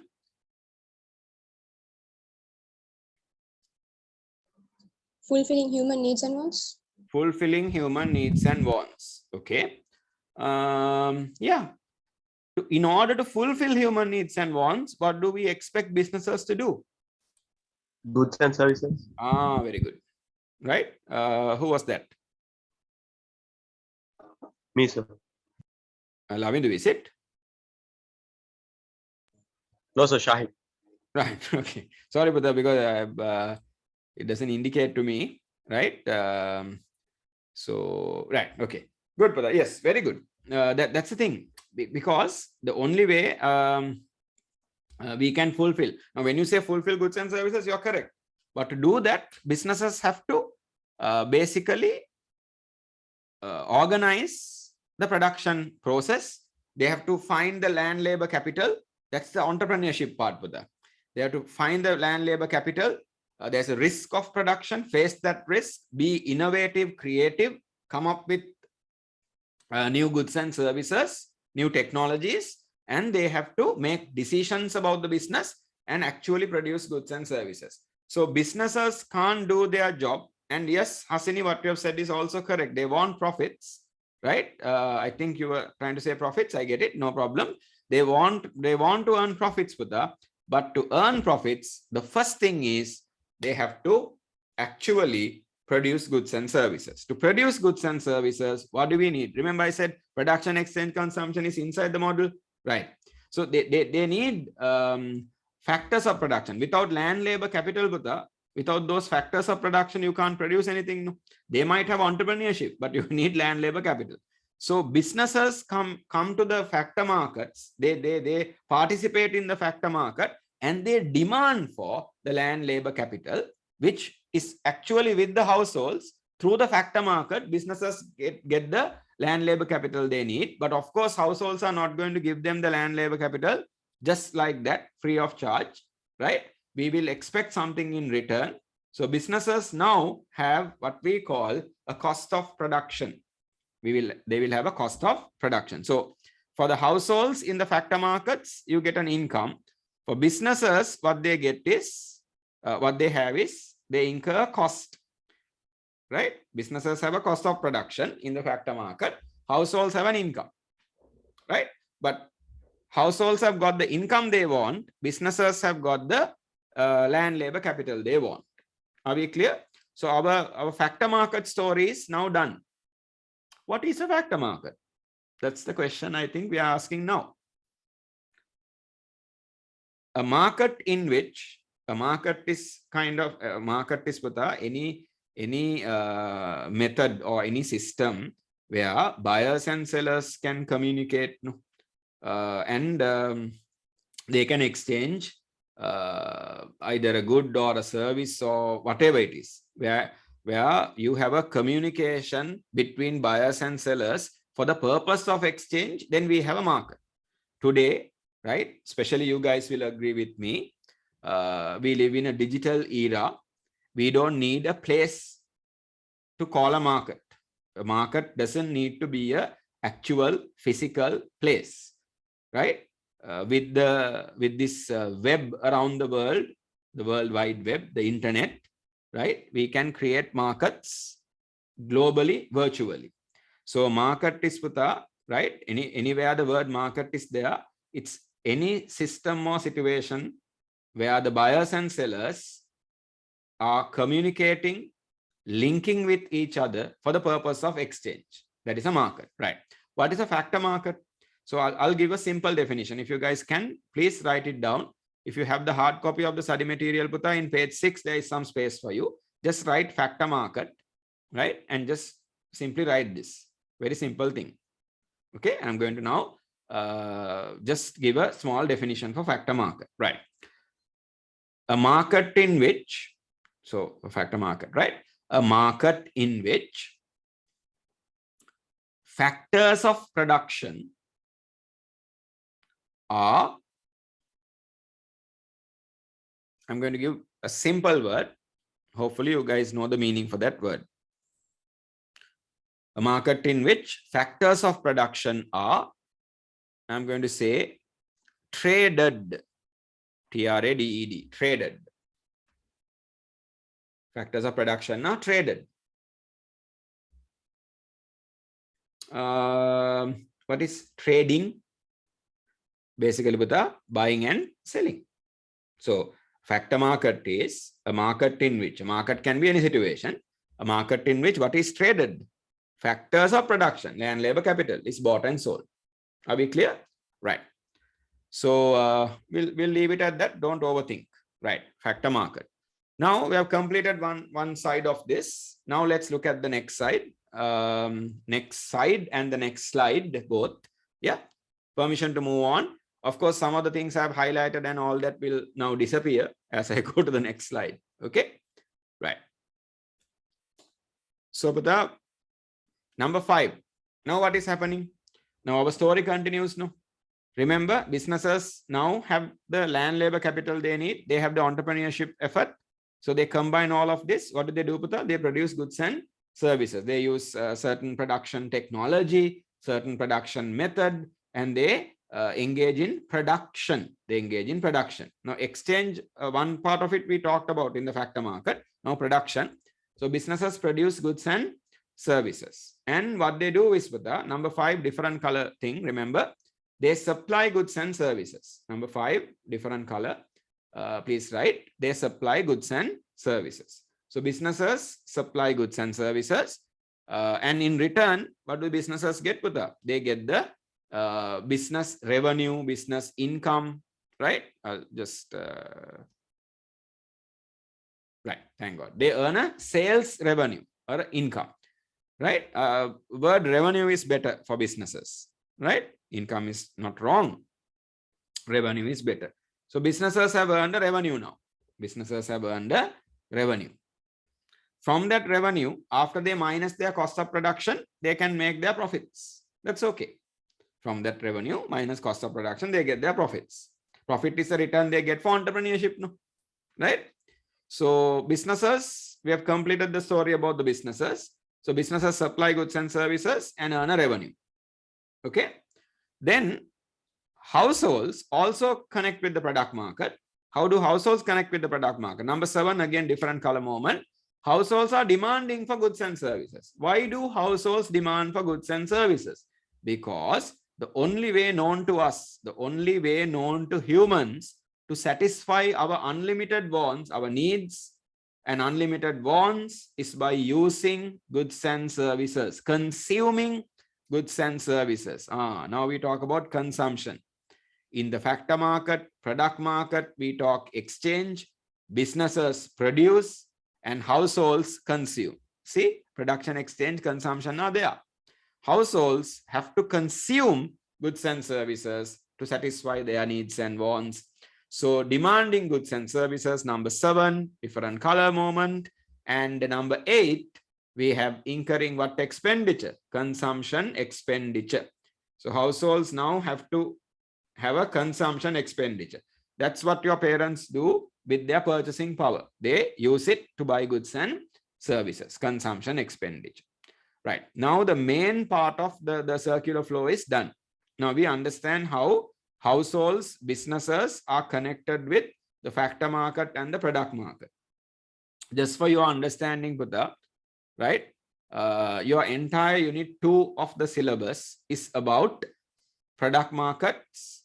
In unit 4, we talk about factor markets.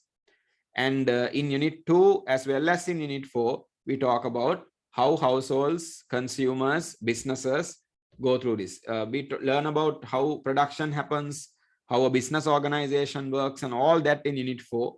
So I said the entire syllabus is here. Are we clear? Unit 2, product market analysis.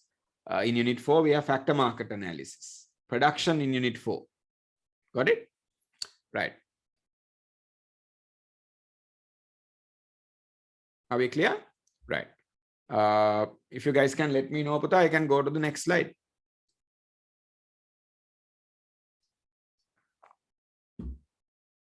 Yeah.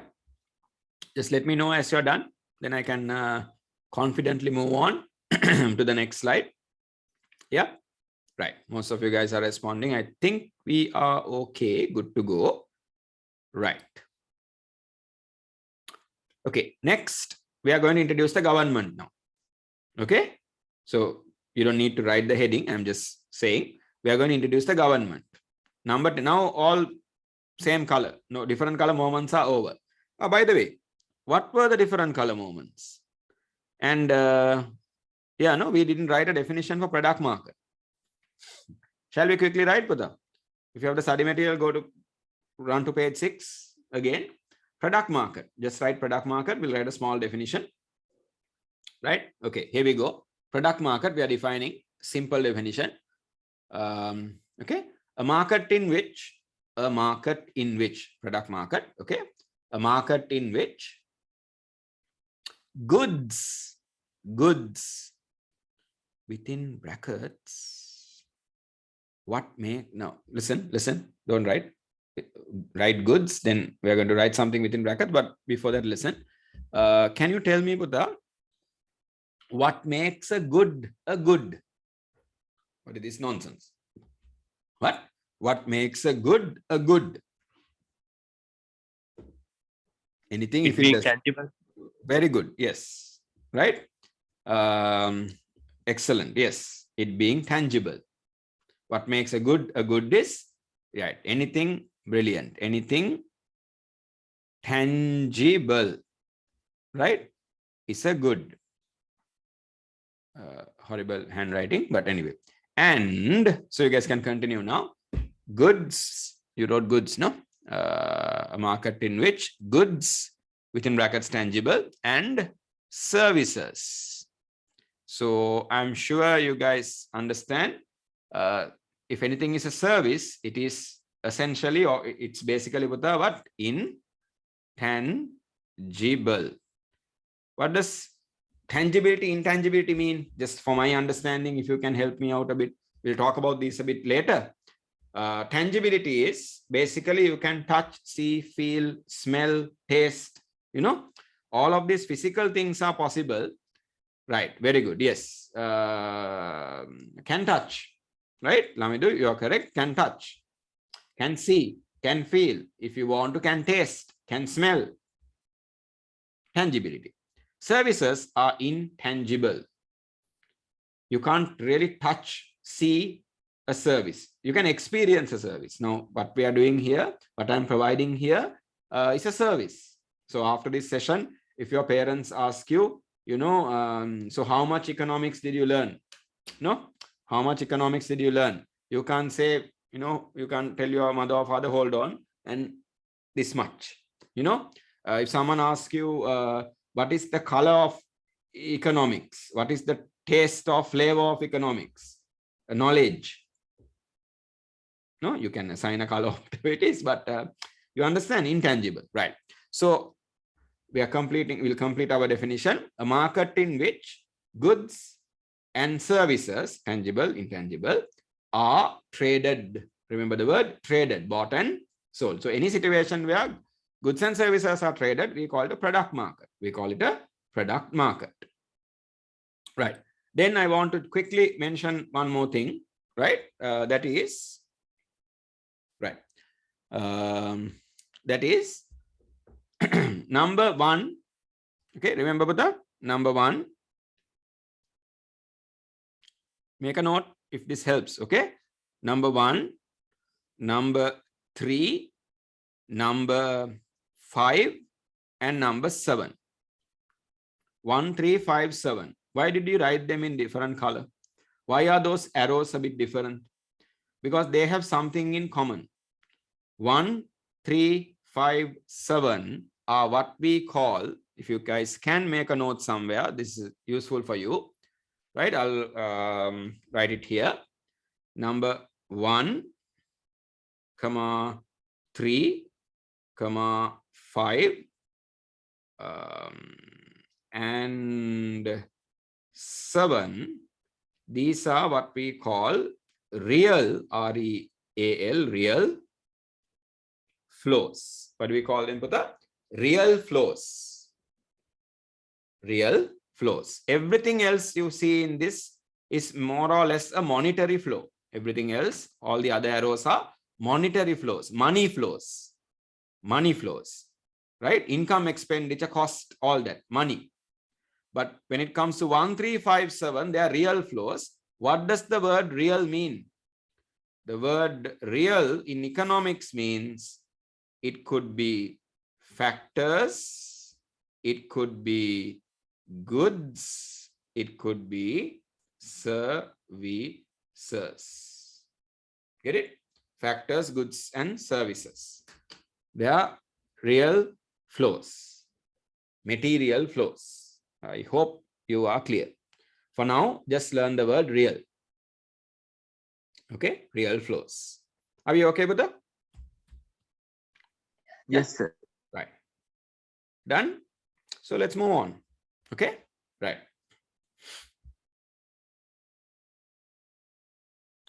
Then we talk about the government. What does the government do? Now, sometimes people ask the question, do we need a government? What is the role of the government, right? This is basically, we learn about how the government will influence, how the government will interfere in the markets in unit 3. There's a separate unit in your syllabus called government market intervention. Okay, that's where we learn about how the government can control prices, how the government can have something called guaranteed prices for the farmers, how the government will charge taxes on goods and services, how the government will have what we call provide subsidies to encourage production. All that we learn in unit 3. Then Buddha, separately, we have an entire unit dedicated to learn about the government itself and what they do in the economy. That is called Government Economics, Unit 8. Got it? Right. Very interesting things we will learn. So, right, government. So let's start with number 9. Why is this number 10 appearing? Right, sorry. Let's start with number 9. Look at the arrow. Number 9 is an arrow that goes from households to the government. So there is something flowing. There is something flowing. Get it? Something going from households to the government. Basically, with the personal and sales taxes. Personal meaning income taxes you have to pay on your parents. From the income they earn, they might be paying some taxes to the government. They are called direct taxes sometimes. Personal, you guys can write. Okay, as you listen to me, please make the note. Personal income or personal taxes and sales taxes. Sales taxes, what are these? What is this nonsense now? All of us pay sales taxes. Even the poorest Sri Lankan pays sales taxes. A good example for a sales tax is basically good. Very good. Yes. You said VAT, correct, Buddha? I'm sorry, I keep asking your name because I can't see it on the screen. Shahid, sir. Right. Okay. Okay. Maybe I'll make this confession also, but I'm not very good with names, right? But I remember faces and sometimes voices I can remember. But unfortunately, when we do the virtual classes, that's the thing I can't, I hear very rarely your voices, right? I've heard Shahid's voice a few times now, right? I think I heard Lavindu's voice and a few others. But if not, I don't get to see your faces. So it's very difficult for me to remember you guys. What to do, right? Challenges, you know, post-pandemic, post-economic crisis. But good. VAT, yes, VAT is a very good example. Then there is these economic service charges and different kinds of taxes. So when we say sales taxes, mainly it is a tax on we'll say goods and services. I hope that's clear. The G, goods and services that are paid by consumers. That are paid by consumers. Then we say sales taxes, right? What I said earlier, do you see the indirect taxes or taxes on goods and services are very unfair. Why am I saying they are very unfair? Because is it unfair that the government is asking us to pay a tax now? For example, if someone is buying a Mercedes-Benz, right, a Merc, the newest model will say someone is buying. Today it's it will cost a fortune and then some, right? if that person is asked to pay, someone buying a Mercedes Benz, if that person is asked to pay some amount of VAT or some amount of a tax on it, I don't think that's unfair. That's okay. But when you charge a value-added tax on almost every item, every good or service, the poorest of the poorest Sri Lankan, if an extremely rich individual, an extremely poor individual walks into Cargill's Food City on their way home, of course, if they walk into a supermarket, right? Why should we promote, any brand, any supermarket? We'll say they walk into a supermarket, the extremely rich and extremely poor person, and if both of them buy a pack of milk powder, if it's available, of course, if they buy a pack of milk powder and bring it to the checkout counter, right? And once the cashier or the person in the counter goes beep, that sound, and when that appears, will the rich person and the poor person pay two different prices or the same price? Will the rich person and the poor person pay the same percentage of VAT or different percentage of VAT? If the product is the same, they will pay the same, no? So is that fair? The rich person has the ability to pay taxes. The poor person doesn't have the ability to pay that tax. But end of the day, rich or poor, you have to pay the same amount if it's taxes on goods and services. That's why in economics we argue taxes on income are fair, right? More you earn, more taxes you pay. But taxes on goods and services can be very unfair, very unequal. Okay, right. Then government not only charges taxes from the households, but they also provide certain public and welfare and other services, public welfare and other services, right? To the public, to the households and the general public, right? Whether it's the healthcare, whether it's education, whether it's maintaining law and order, which is a bit of a challenge these days, right? Whether it's giving us the feeling of, we are in a country that is secure and safe. All of these are different public services. Then maintaining the roads and stuff like that, right? Okay. Then how does the government deal with the businesses? Yes, number 11. There's an arrow going from businesses to the government. Businesses also have to pay business and production taxes. Production taxes are called sometimes excise duties. That is, when you produce goods and services, there is a certain tax you have to pay. Sometimes certain sales taxes, even VAT, sometimes is charged through the producers or the sellers from them. So businesses also have to pay taxes to the government. And in return, you guys are writing, hopefully, businesses do get different services from the government as well, right? And something called subsidies. So government will charge taxes and provide subsidies. Subsidies is where the government is making some payment to encourage the production. Especially subsidies will be given for agricultural activities. Subsidies will be given for certain activities that are very positive to the society, right? That create a lot of social benefit like health, education, maybe technological innovation development. Government can provide subsidies. Okay, sahanadara, to encourage, right? Okay, right. Then government also has some dealing with the factor market and the product market. How does the government deal with the factor market? Now in Sri Lanka, are there people working for the government? Does the government need to have labor from the factor market?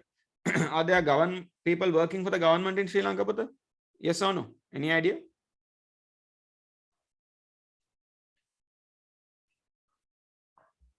Yes, there are. Okay. Any idea how much?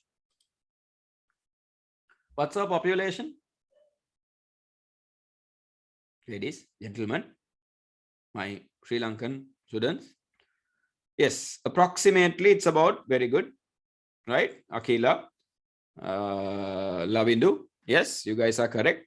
Anyone else who would like to take a, just give it a try? What is our population, brother?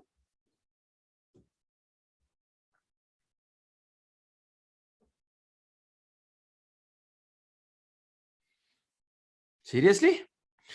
That's our population. How many fellow Sri Lankans are there, including you? According to the estimates of the Department of Census and Statistics, and as published in the Central Bank annual report, what Lavindu, Akila, Hasini are saying is correct. Approximately, we don't count every day, right? So basically, our population is about 22 million people, approximately 22 million people, according to the 2021 Central Bank annual report, right? So we have 22 million people living in Sri Lanka, 220 lakhs. What is the country with the largest population in the world?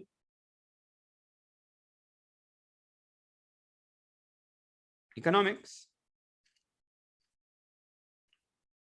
Akila correct. Hasini correct. Anyone else? Largest population in the world. Let me. Your answer is correct in a few years from now. For now, it's the second country I mentioned. That is the country with the largest population. Aisha, you're correct. So you do have an idea, right? Right. So Christine, you're correct. Lavindu, no. That's a country, Lavindu, that's a country with a relatively small population. It's a big economy, but not a country with a huge population, right? Considering the land area and all that. Akila, you are correct. Majida, you are correct. Pritika, you are correct. Lavindu, what you have mentioned second is the largest country in the world, not the country with the largest population. Confusing, no? Right. Nuha, you are correct. Right. I think most of you guys have given it a good go. Yes, China is the country with the largest population at the moment, but India is set to take over China. India is going to win the population race and become the, I don't know whether it's a good race to win or not, become the most populous country in the world. At the moment, it's China. Approximately, China has, they say, a population of about 4 million people, 4 billion, right? So in million terms, that's about 1,400 billion. Okay, no information coming out of China is 100% dependable or accurate. So this is what we have, right? And it could be a big plus minus also, right? Then, so at the moment, India is getting close to this, and India is supposed to go beyond that also, right? By 2025 or something, if I'm not mistaken, that was a prediction made. So 1,400 billion. Now, Sri Lanka, just look at this.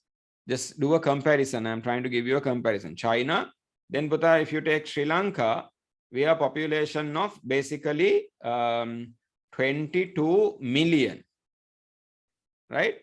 So here it should be million. So look at the comparison you get. You compare 1,400 million with that of 22 million. Get the idea? That's our population and comparatively where we are. So out of a country with a 22 million population, our population is slightly above the population of Australia. Okay, right. So with the population of 22 million, Buddha, we have close to 1.4 million people, right, who are working for the government. So in Sri Lanka, the single largest employer in Sri Lanka, the single largest employer is the government of Sri Lanka. And we have such a, maybe some of your parents are government servants. I don't mean any offense. But one big reason for the debt crisis, the financial crisis we are having is we have a huge public sector with 1.4 million people working in the public sector, where the government has to pay salaries and wages, and then at retirement pensions and things like that. It's too much of a burden for the government of Sri Lanka. That's one of the biggest problems we have. And when we go to the IMF and other international multilateral organizations seeking some loans and money to help us with this debt problem we have, the defaults we have, and all this crisis we have. One of the biggest things they complain or they point out is you are having an unsustainable, unbearable burden in your government with the huge workforce that you guys have to, because close to more than half of the government's expenditure is actually on paying salaries and wages for their employees. Okay, so the government gets involved in the factor market big time, especially to get people to work for them, right? Government servants, government employees. Then also the government has to regulate the factor market, Putta. That means government has to make sure no one is being exploited. Labor is not being exploited. You understand that word, I hope. Everyone, when they provide labor, when they work, Putta, in a private sector or public sector, they should be paid a fair salary, a reasonable salary. So profit motivated private sector businesses sometimes will expect people to work, expect to get the maximum physical, mental effort from people by paying very, very unfair salaries. So the government has to regulate the factor market, monitor the factor market, right? Then government, number 14, I hope you guys are done with this, writing these points.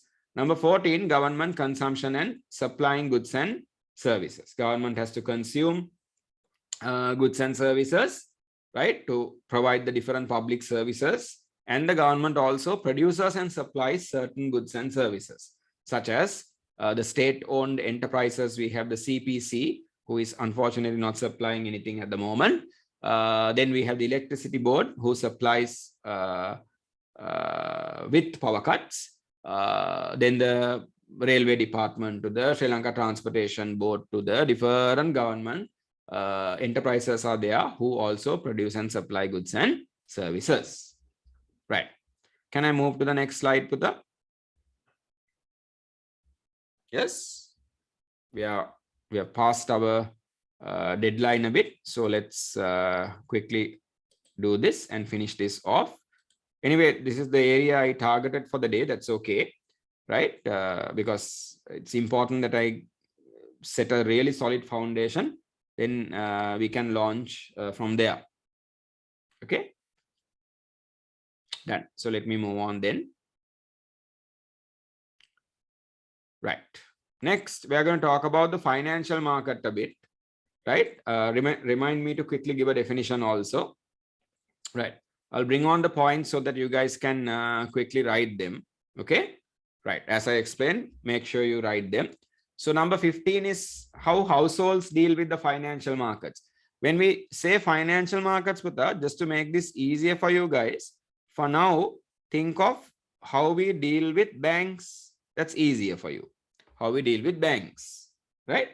Okay. So households will save with banks, make deposits with banks. And when households have a shortage of money, your parents, when they have a shortage of money, they might take loans from banks. So what goes from households to banks is the savings we have, the deposits we make in banks, fixed deposits and all those things. And when we have taken loans from banks, we have to pay the interest. So the interest also goes from households to the bank. The arrow labeled as 15 is going from households, flowing from households to the financial market. Then what do households get from the financial market? What comes in from the financial market? That is arrow number 16. We get personal loans, especially when your parents have a small problem with the household budget. If they realize the income is slightly falling short, they will maybe use their credit cards, right? And maybe ask for a personal loan from a bank. So we take loans, households. And when we make deposits in banks, Putta, when we have savings accounts, current fixed deposits, savings accounts and fixed deposits, we get a certain interest income from banks. So that's what comes to us from the basically the financial market. Okay, so finance is about the money. Okay, that flows in and out. Right. Number 17, businesses. So number 17 is going from the financial market to the businesses, the arrow. So number 17 looks at how businesses find the money they need, the investment funds or business loans to actually invest, and whatever the returns for whatever they have invested in the banks, they get the returns as well, right? Then number 18 is the arrow going from businesses to the financial market. So for the loans businesses have taken, they will have to pay the interest, and also whatever the excess profits they have, additional profits they have, businesses, they will invest with the banks. They will reinvest with the banks or in the financial market, actually in the stock market, in government treasury bill, treasury bond, different things we will learn. And by the way, where we learn everything about the financial market and everything that you are writing now is unit 7, which is called money and banking. Unit 7, money and banking. And basically unit 5 and 6 are national accounting. Unit 5 is where we learn the circular flow model itself again, right? Unit 6, we learn about how the overall economy's demand supply works, aggregate demand, aggregate supply, that is called macroeconomic equilibrium and all that. So again, all the units from unit 1 up to unit 7 is covered. Unit 8, government economics, is covered in this model, right? It's somewhere here, right? But if you're done, let me know. I'll quickly give a definition for the financial market and we can move on to the final slide of the day. Okay. If you're done, just let me know. Right. Right. What is the definition, Putta? I'm sorry, we started a bit late, so we are taking a bit more time. Definition. Okay. Please write financial markets. Financial markets. Okay. A small definition. Financial markets. A market in which money, within brackets, right, deposits and loans. Market in which money, within brackets, right, deposits and loans. Deposits sometimes can be called investments, right? Deposits and loans. Okay. Money, within brackets, right, deposits and loans, close the brackets, are bought and are traded. Deposits and loans are traded. Money is traded. I'll repeat one more time. A market in which money, within brackets, deposits and loans, right, are traded, bought and sold. Got it? That's the financial market. Mainly this is done by banks. Okay. Mainly this is done by banks. Okay. Right. Done. Final slide of the day. I'll bring on the things. We are going to now talk about the rest of the world. Right. Quickly write it, Putta. Okay. Rest of the world. Number 19 is an arrow going from households and going from businesses towards the rest of the world. 19 is on both sides, towards the rest of the world. Basically, that could be exports, the goods and services we export, right? And it could be the things we buy from the world. So import expenditure. The money flow is the import expenditure. Then number 20 is an arrow that is coming from the rest of the world into households and into businesses. So that could be the goods and services we import and the income we get from exports. Income we get from exports. Is that clear? Right. So this is basically how we deal with the rest of the world. When we deal with the rest of the world, we have to do it through the Forex market, foreign exchange market. If you guys are ready, I would like to give a quick definition for the Forex market as well. Then our discussion is complete. Right. Forex meaning foreign exchange. Right. It's a very simple definition, Buddha. Please write Forex market. Forex market. The market in which foreign currency, the market in which foreign currency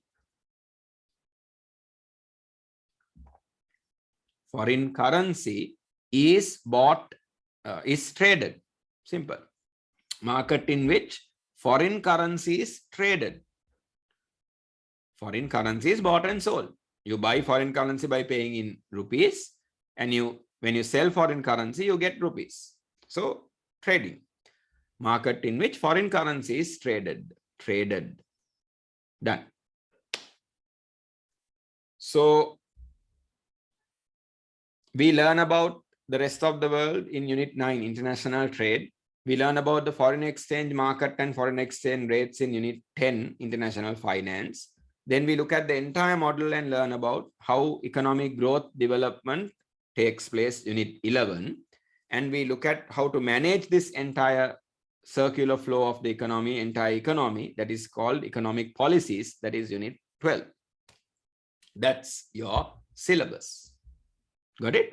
Right. So with that, I will conclude the session for the day. Okay, let me stop the recording first.